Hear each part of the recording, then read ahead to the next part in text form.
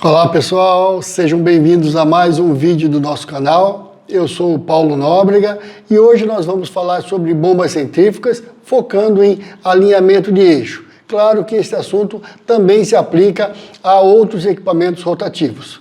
Lembrando que se você ainda não está inscrito no nosso canal, se inscreva, ative o sininho, para toda semana você estar recebendo algum vídeo novo, alguma coisa legal que eu esteja colocando no canal. Está bem? Vamos lá então. Eu começo com um alerta. Cuidado, seu método de alinhamento pode estar errado.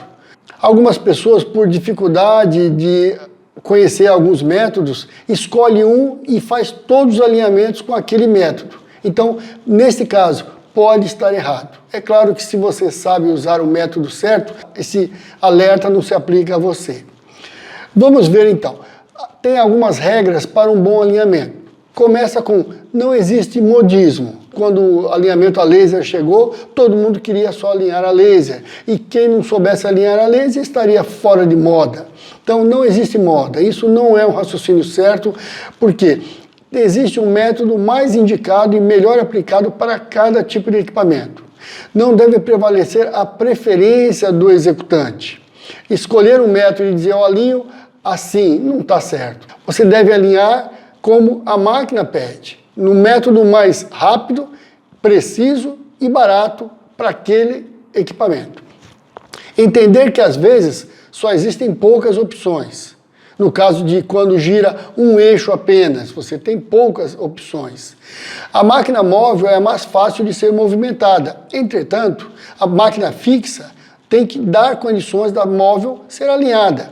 Então você não pode escolher: eu vou alinhar pelo motor. Ok, mas e se a bomba estiver toda para um lado e não der recurso no motor? Então você vai ter que mexer a bomba um pouco para dar um recurso de alinhamento no motor. Então o conceito máquina fixa ou móvel, então tá certo, geralmente é a mais fácil, mas nem sempre dá para mexer só em uma. Às vezes tem que dar recurso em uma para você conseguir alinhar pela outra.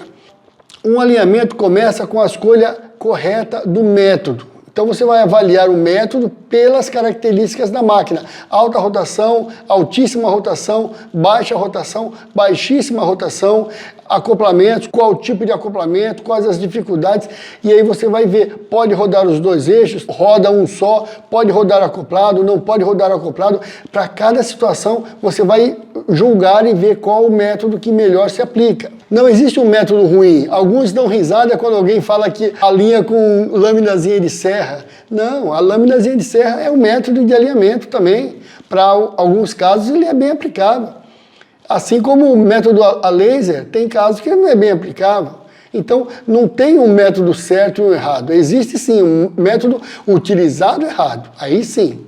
E também para o equipamento errado, aí pode estar errado mesmo.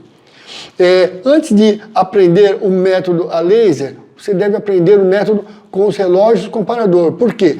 Esse método com o relógio é que vai te dar a visão geral do desalinhamento. Para quando você for usar o método a laser, você checar se o que você está lendo faz sentido. Vendo agora os tipos de desalinhamento: o radial, o angular e o misto.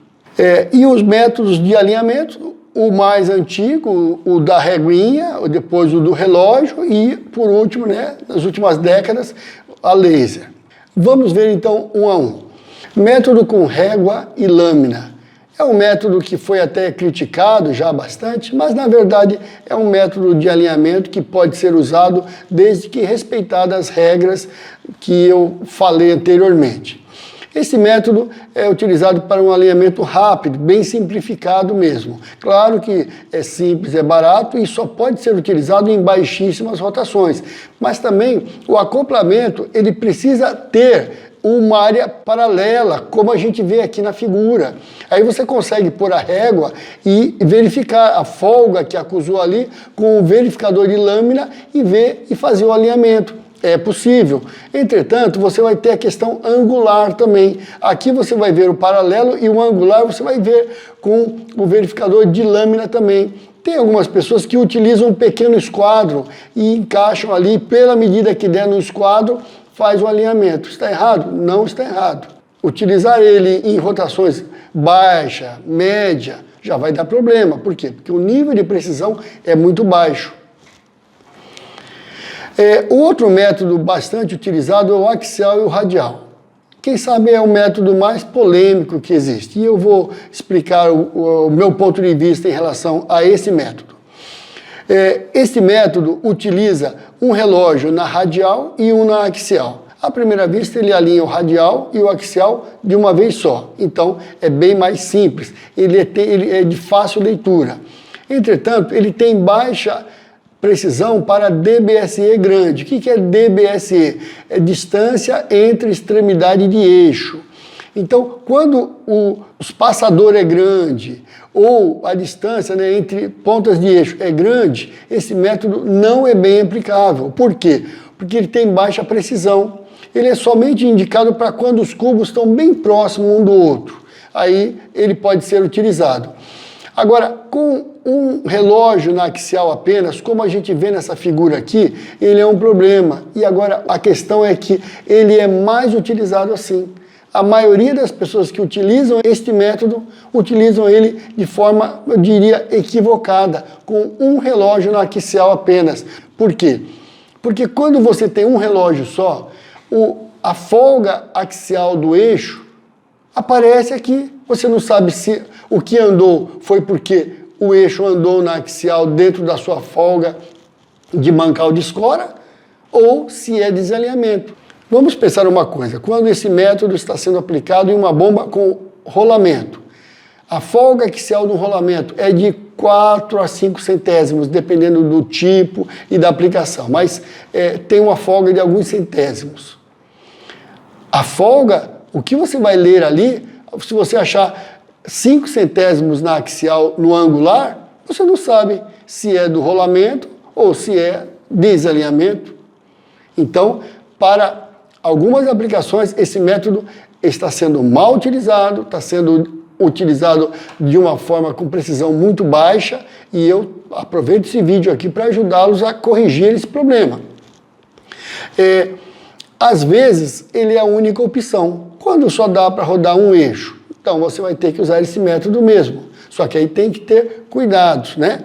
O Ranaut interfere na leitura. O que é o Ranaut? Ranaut são erros de excentricidade do cubo, seja por problema de usinagem ou por irregularidade de superfície. Esse método, ele coleta esses erros todos e coloca na leitura. Então você vai ter que ter muito cuidado de rodar os dois eixos juntos, ou roda um depois o outro com uma marcação. Mas é um método bastante complicado quando se fala em precisão. E a gente fala que esse método axial e radial tem baixa precisão, porque geralmente ele é utilizado em espaçamento de eixo grande e com um relógio só. Então ele é a receita para o serviço que não vai ter qualidade. Então cuidado. Aquele alerta no início do vídeo serve principalmente para esse método aqui. Cuidado que você pode estar utilizando o método errado com precisão baixíssima. A máquina vai rodar? Vai rodar, mas vai vibrar mais, os mancais vão ter vida útil mais curta e o selo mecânico também pode ter vida útil mais curta porque vai ter mais esforços radiais no eixo e o selo acaba sentindo. Quando a gente fala que a distância entre eixos tem que ser pequena, o que importa não é exatamente a distância entre uma face e outra, mas sim esta medida aqui, a medida da face do relógio axial até o seu apoio, porque isso é que vai determinar a precisão. Quanto menor for essa medida, maior é a precisão. Então você vai controlar isso. Se for um espaçador muito grande, que essa distância vai aumentando, esse método não é bem aplicável. Então, onde que eu recomendaria, aí é opinião minha, com a minha experiência, e eu não recomendo esse método para rotações média e alta. Esse método com um relógio só pode ser usado até a rotação de 1800 RPM, eu diria que já é quase muito. Por quê? Porque a precisão é muito baixa. Mas até esta rotação eu vejo que ele funciona bem. Agora, e se você tiver que usar este método para rotações maiores, acima de 1800 RPM? Então você tem que usar 2 relógios na axial. Por sinal, essa é uma técnica pouco utilizada, infelizmente, mas é que ela aumenta muito a precisão. Sempre que você vai ver o batimento de um rotor, vai ver o batimento de um disco de escora, vai fazer alinhamento, usar 2 relógios. Por quê? Com 2 relógios você ignora totalmente o passeio axial. O eixo pode andar o quanto for, porque a leitura não vai ser mais a leitura do relógio, mas sim a diferença entre os 2 relógios. Quando você utiliza 2 relógios, a leitura do desalinhamento não é mais a leitura pura do relógio, mas é a diferença entre os 2 relógios. Aí você aumenta a precisão demais e passa a usar um método internacionalmente aceito. O método com um relógio só não é recomendado, não é utilizado no mundo. As pessoas aí fora utilizam 2 relógios. Por quê? Porque aí vai dar precisão, ok? O método reverso. Esse método é o que tem melhor precisão depois do laser. Só que ele é difícil de entendimento a leitura, requer um raciocínio mecânico muito apurado. Então, normalmente, ele é utilizado por tentativa e erro. A pessoa vai montando, vai vendo e vai levando. Então, é preciso ter um entendimento para onde o eixo está quando o relógio inverte. Por exemplo, um erro comum aqui nesse método de alinhamento. Quando os 2 eixos estão assim, ó, alto, ele indica negativo e negativo. As pessoas entendem que quando está positivo e positivo, os eixos estão altos, mas é exatamente o contrário.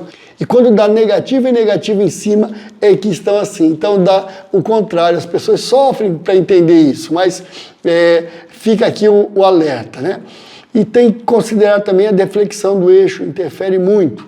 Quando for utilizar esse método, e até mesmo o axial e radial, tem que ver a deflexão.